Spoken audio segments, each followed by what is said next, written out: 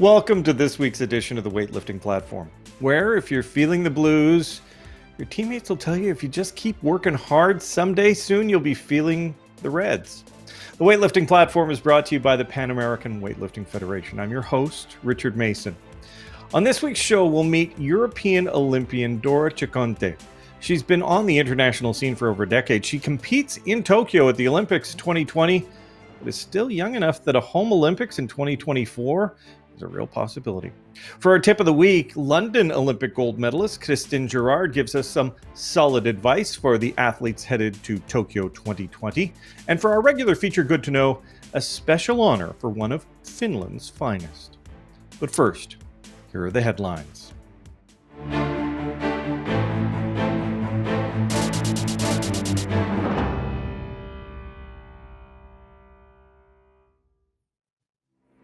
The Romanian Weightlifting Federation has been suspended for 1 year. The decision comes after 5 different athletes violated anti-doping rules back in 2012. 4 of them discovered in retests from the Olympic Games in London. The suspension comes from the IWF's independent sanctioning panel and was announced by the International Testing Authority. What does this mean for Romania? It means no athletes, no officials can compete in any competition until June 2022. The country can't organize meetings, can't run candidates in the upcoming elections, propose changes to bylaws, or otherwise be involved in any way at the IWF level. Testing pool athletes still have to compete, or not compete, but they still have to submit their whereabouts and go about their testing. The federation has been fined $50,000 to be used by the IWF for anti-doping efforts. There is an opportunity for the shortening of the suspension. If the Romanian Federation fulfills a number of conditions, it could be reduced to 8 months, which would mean mid-February. Still, with modified suspensions, the suspension of the Thai Weightlifting Federation has been eased a little. The independent monitoring group determined the first phase of reintegration, allowing Thai athletes to return to the platform to compete, is now authorized. It's too late, though, for 2020 inclusion for Tokyo. The entire Thai Federation had been under a blanket suspension since about 2019.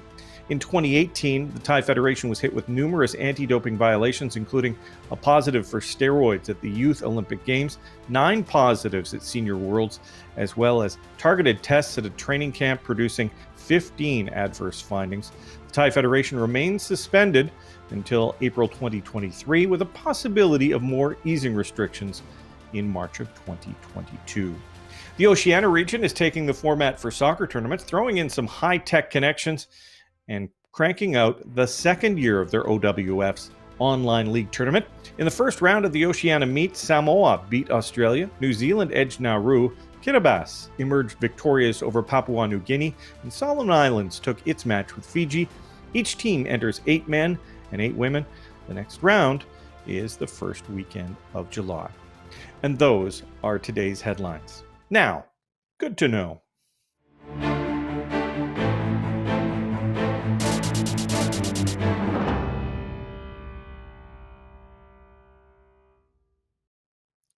Finland's Taisto Kuopala has been awarded a high honor in his home country. He's been named a Master of Sport this week. He's well known as a weightlifting technical official. The 71-year-old's been working weightlifting over half a century now, including 3 Olympics, 2 Youth Olympics, and way too many world championships to count. Congratulations, and that is good to know. Now, time to talk.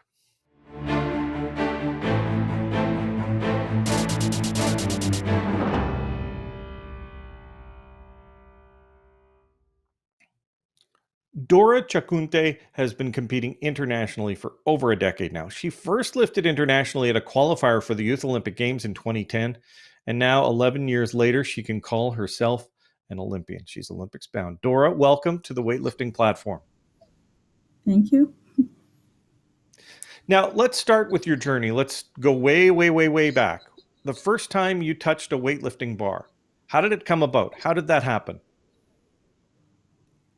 I was very, very young, so I don't really remember the date or the time, but I know that I first started with a stick. I was 10 years old, And then few years later, because my my coach, my first coach, wanted to teach me very well the technique before give me the barbell, official competition barbell. So, like I don't know, 2 or 3 years after. Now, how did you find yourself in a weightlifting gym then? Were you training for another sport? Did you see it on TV and decided that it looked like a good idea? How did you even find yourself in that situation? No, I was in a center. Um, how can I say a hobby for children, and it was like a hobby. And my club at that time look at was looking for youngs. So the coach went to the center to propose to any children if they want to try, and I accept. I went to try weightlifting, um, and I stay until today. Well, thankfully.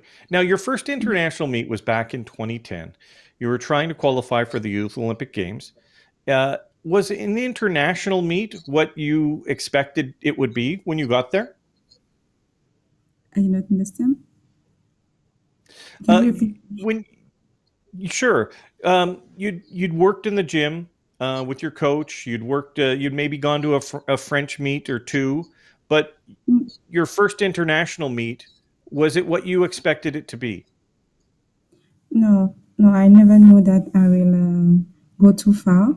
It was just an activity that I was practice when I have nothing to do, when there is no school. So, but my coach always believed on me. He always told me that I will go far. But I just say, okay, we will see. So my first international event, I was very, very surprised. Well, congratulations. Now, since then, you've been at many meets, including European juniors, European seniors, senior worlds, even world universities. But I noticed on your resume that you've never competed at junior worlds. Why did you never go to junior worlds? You went to senior worlds and you went to European juniors, but never junior worlds. Well, the day on that time, I was the only junior in France who qualified for the competition. So it's the federation that did not want to send me on only me on that competition. So that's why I did not go. But I qualified for that. Mm. Now, how well are you supported in France? Is working as a weightlifter in the French Federation something that you can do full time and still pay your rent?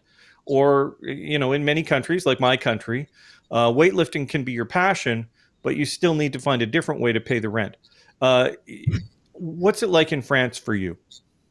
Well, it's the same like in your country, I think, but we have others organization that help us, like the region, you know, and also Yep. your city can help you. Um, and we also have kind of job, but athlete job. So we have a contract with an office, but we don't work every time, because we have to go to competition, we have to go to training, but we have a salary like if we are working there any day, like the others employees. Oh, fantastic. That works out well. Now, each time you've gone to Senior Worlds, you do better. Your first back in 2014, you placed 24th. The last one in Pattaya in 2019, you placed 12th. Is that a Yes. benchmark you use to track your progress, how you kind of are climbing the world rankings? Or for you, is it just about how much weight is on the bar? Uh, just how much weight I have in the ball. Mm. That's fair. That's fair. Now, tell me about your coach. You said that you had started off with a coach in a club with a hobby, but you've got a new coach now. You've got a different coach. Tell me about your coach and your relationship with your coach. With my coach, well, with my first coach, the one who teach me weightlifting. I have a very close relationship with him. And then I have other coach after him because now he is in retire. Now he's I don't know how to say, but Yep. he don't coach anymore. I think he's retired, right? In English. Retired is perfect. Yes, yes, yes. So and with the other coach, I have many other coach after the national coaches, and we have a normal relation like coach and an athlete. Now, when we started this journey towards Tokyo 2020, there was a change in how athletes had to qualify. And that meant that individual athletes had to make more meets. You had to work, you had to qualify in with points, you had to go to more events, you had to go to an event every 6 months. Now, your activity shows that. And there are some people that said that's a lot to ask of the athletes. How did you find it? Did you find that it worked for you as an athlete? Um, it was hard. That's true. It was hard to be perform to perform in each competition, gold, silver, bronze. It's like what we have to run to any competition that we can qualify. So it was, and we have to be good on each of them. So it was very difficult. But I can't really compare with the others because it is my first qualification journey for Olympics. So Okay, tell me about the moment. Tell me about when you finally realized that you were in, that you were going to the Olympics. There was nothing that could stop you, that you'd made all your lifts, and that tell me about what went through your mind when you realized that you were going. well, I was very happy. I was very happy for and because the work after before was very hard. So I was like, whew, I did not do it for nothing, you know. I really worth it, this qualification. Because at the end, Now, any goal at the competition was very important and heavy. I need to go for it, you know. So I was very happy. well, congratulations. Now, the top five on the point system in your weight category are from Asia and Panamerica. What do you, but that's points. Points don't matter when it comes to this one competition. What do you think your chances are for a medal this time in Tokyo? Hmm, I think it's gonna be hard. It's but nothing is impossible, and I think maybe we could have a surprising, you know. You never know what happens on the day of, right? Now, Yes. not to look too far down the road, but right now you've got about 11 years of international weightlifting experience. You're still young, you're in your 20s, and the next Olympics is only 3 years away. What would it mean as somebody who is wearing the national French uniform as we speak to go to Paris 2024 as a person from France? It's a big honor to receive other countries for the Olympic in our country, and I think it will also push us all the athletes to give the best ever at that event. And also, it will be good for the family, you know, our friends who support us for all this time to come at that competition and see us at this big event, you know. I think it will be good Well, also for our family. we wish you best of luck in Tokyo, and we also wish you the best of luck 3 years from now, just probably down the road from where you are right now in 2024. Stick around. We're going to do our on the clock segment next. Okay.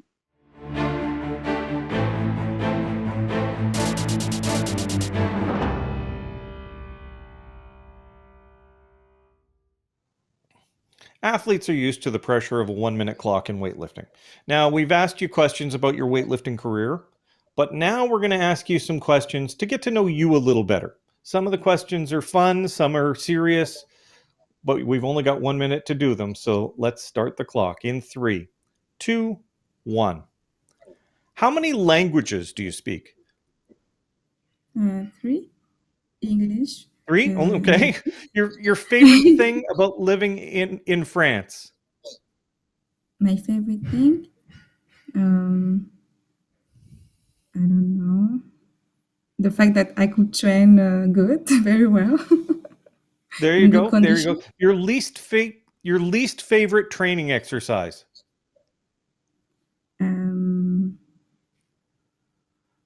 Snatch. There you go. Last movie that you watched. Snatch movie. Long time ago.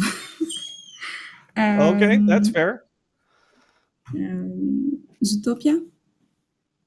Okay. Oh, that was fun. Do you play games on your phone or computer? No. No. What did you study in university? Physiotherapy.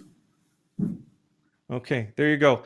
We've run out of time. Thank you very much for taking the time to talk with us, getting to know about you as a weightlifter and a little bit about you as a person, too. We very much appreciate it. Best of luck, Dora. Thank you. Thank you. Now it's time for our tip of the week.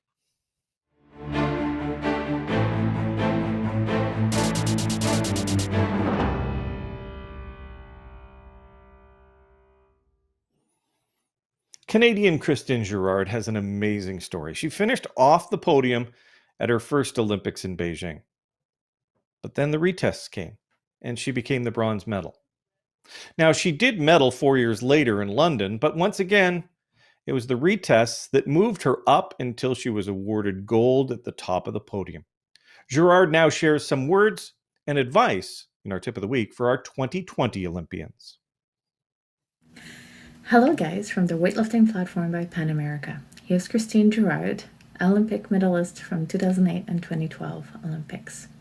It was really important for me to send you a little message on the last stretch to Tokyo to wish you the really best of luck. Last year was quite a challenge for everybody all around the planet with COVID-19 restrictions.